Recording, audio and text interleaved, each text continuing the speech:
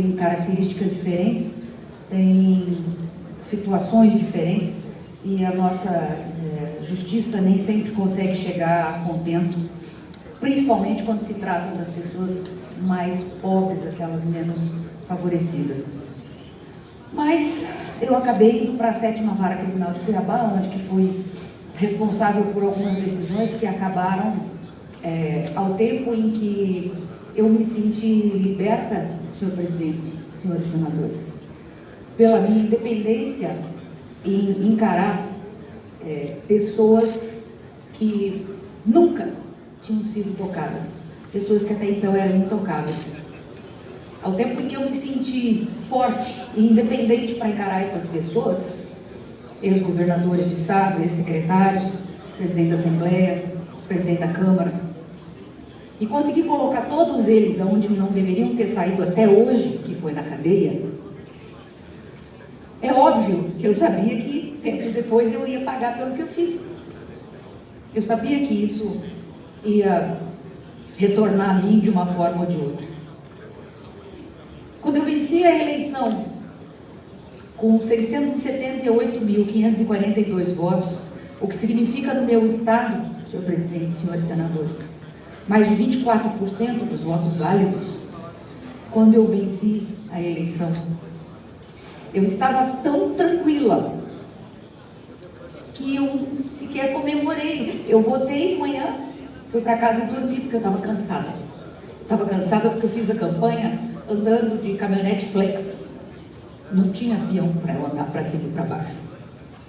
Eu até dei umas voltinhas de avião aí com um doador que me doou umas horas de voo, mas 99% da minha campanha foi feita na estrada mesmo.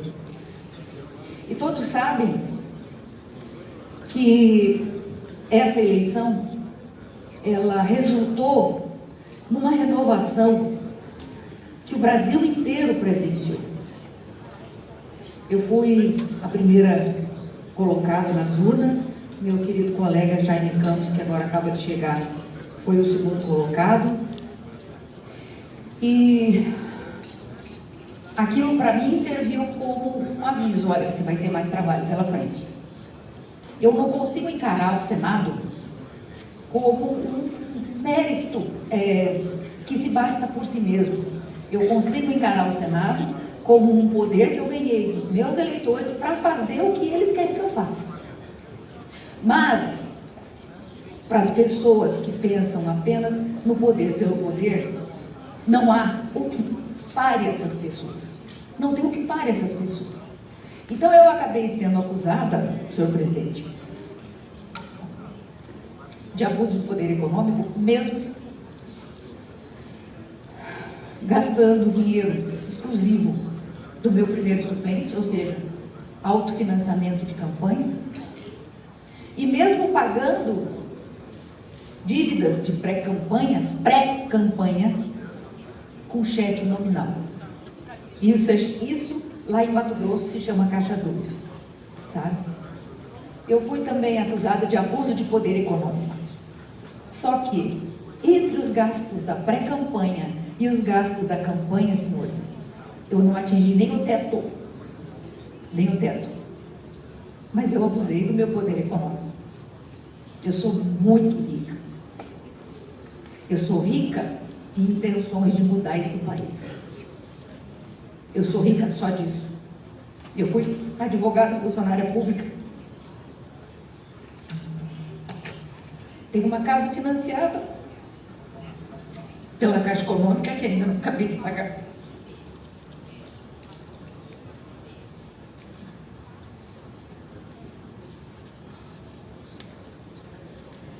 E isso é o que mais dói. É saber que mais nenhum candidato, talvez nenhum no Brasil, senhor presidente, tenha sido investigado na sua pré-campanha. Talvez nenhum candidato teve os seus gastos de pré-campanha incluídos nos gastos da campanha, jogados dentro da prestação de contas, para que os seus gastos de pré-campanha fossem contados como Caixa 2. Mas eu tive isso. Eu tive isso.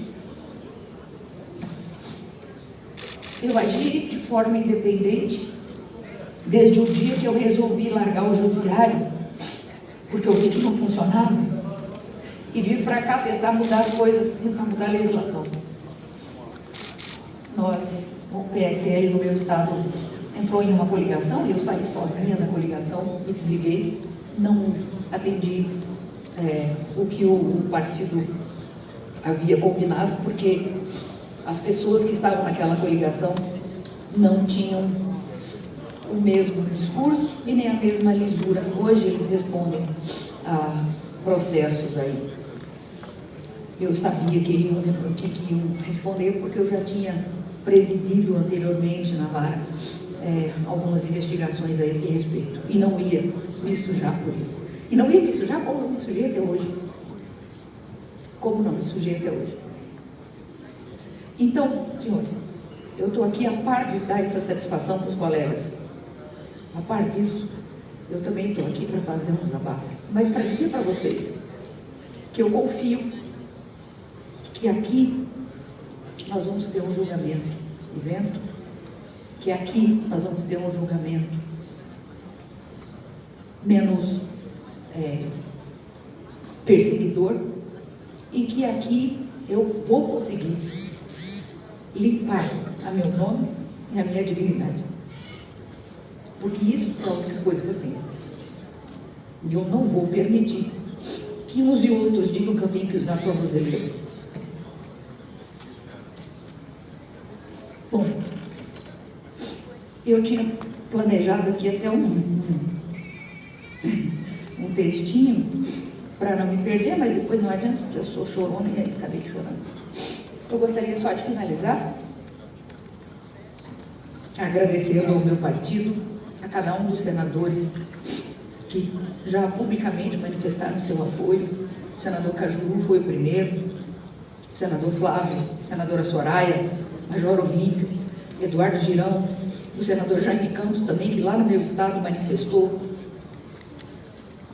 o próprio senador Wellington, e tantos outros que têm vindo aqui desde que eu retornei às atividades hoje, que têm vindo me dar um abraço ou render sua solidariedade. Não quero, senhores, estar no meu lugar. Mas se um dia estiverem, creio que eu vou dar todo o meu apoio para vocês, porque injustiça é uma coisa que ninguém merece e que ninguém devia passar. Muito obrigada. Uma parte nova. Eu queria ceder a palavra ao senador Major Olímpio, seguido o senador Cajuru, Soraya e Girão. Eduardo, vou fazer a anotação. Primeiro, Major Olímpio. Senhor presidente, senhores senadores, Brasil acompanhando esta sessão, eu quero dizer o meu orgulho como brasileiro, o meu orgulho de ser um representante do meu estado aqui nesse Senado, de ter a senadora Selma Arruda como companheira de luta aqui nessa casa, para nosso orgulho, uma representante digna do PSL. E eu quero dizer, Selma, que você sofre nesse momento justamente por assumir a responsabilidade em toda a plenitude do seu esforço de chegar na magistratura e ser juíza na acepção da palavra. Não há a menor dúvida que os enfrentamentos que você fez para fazer valer a justiça, levando justiça, como você mesmo disse, àqueles que se imaginavam além, inalcançáveis à justiça, e que transformaram a justiça eleitoral do Mato Grosso numa injustiça plena os tribunais superiores, e principalmente a verdade, e se Deus quiser, a luz divina, vão resgatar algo que você nunca perdeu e nunca vai perder, que é a dignidade, é o respeito, que deu 1/4 dos votos do seu estado, e trabalhando numa profissão que não necessariamente é das mais populares e das mais agradáveis, que é promover a justiça. Quem diz aqui é um humilde policial que também sente na carne e vê os seus companheiros sentindo na carne o tempo todo a perseguição, o ódio, o rancor por fazerem valer a justiça. Faço isso não por ser o líder do PSL nessa casa, por ser um dos 81 senadores, e dizer: tenha a certeza absoluta, nas nossas orações, na nossa mobilização e na nossa certeza inequívoca, que a verdade e que a justiça estará ao seu lado. Você estará conosco aqui como senadora do Mato Grosso por 8 anos, ou se for para outras eleições, ou se for para a reeleição, exatamente porque você, em pouco tempo de convívio que nós temos, se tornou para nós a própria expressão da justiça, nas suas palavras, nas suas ações, nas comissões, na sua tranquilidade, para nos ensinar e nos iluminar em momentos extremamente difíceis. Desde o primeiro dia, senhor presidente, quando estávamos em tumultuada sessão para discernir questões de justiça, a jovem senadora nessa casa, a recruta, como diríamos no quartel, tinha a sobriedade de nos dar o alento e o caminho da verdade e o caminho da justiça. Conte conosco sempre, nossa senadora Selma Arruda, juíza Selma Arruda, sempre juíza e promotora de justiça por esse país. Que Deus te abençoe muito. Senador Jorge Cajuru, líder Jorge Cajuru. Obrigado. Obrigado, presidente. Obrigado, presidente Davi Alcolumbre. Eu não fui só o primeiro parlamentar a manifestar publicamente em minhas 30 redes sociais, demonstrando meu apoio e minha confiança em sua honradez, senadora Selma Arruda. Eu senti o seu sofrimento porque também fui o primeiro a lhe telefonar num domingo à noite, quando Vossa Senhoria me atendeu, e eu senti o seu sofrimento. Eu quero aqui, presidente, aproveitar esse momento de solidariedade total de muitos dessa casa, a senadora Selma, e vejo até que o senador Renan Calheiros foi respeitoso comigo quando publicamente ele discordou de mim. Discordo do senador Cajuru, e aí ele disse aquilo que evidentemente eu não vou nem repetir, que a senhora deveria usar. Então, um homem experiente como o senador Renan entendeu o que um juvenil um dia falou para ele. Senador Renan, para discordar do senhor, como eu vou discordar várias vezes aqui, eu nunca vou precisar desqualificá-lo.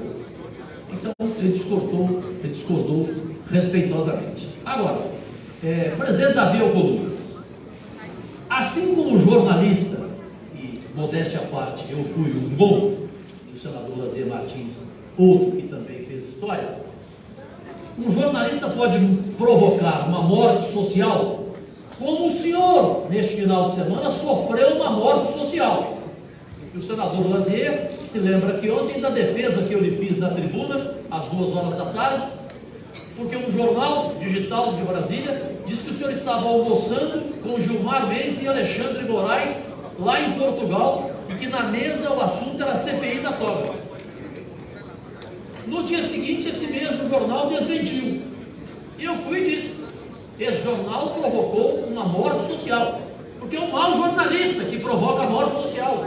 Quando julga alguma de nós aqui, de forma irresponsável, sem provas, sem embasamento, e acha que depois basta colocar lá embaixo errata, uma notinha pequena, né? E deixa de entender o que nós passamos, o senhor que tem familiares, a senadora Selma que tem familiares. Então eu fiz questão de fazer essa defesa, porque o senhor nem esteve em Portugal. Portugal, aliás, senhoras e senhores e pátria amada, que a farra do boi lá, da festa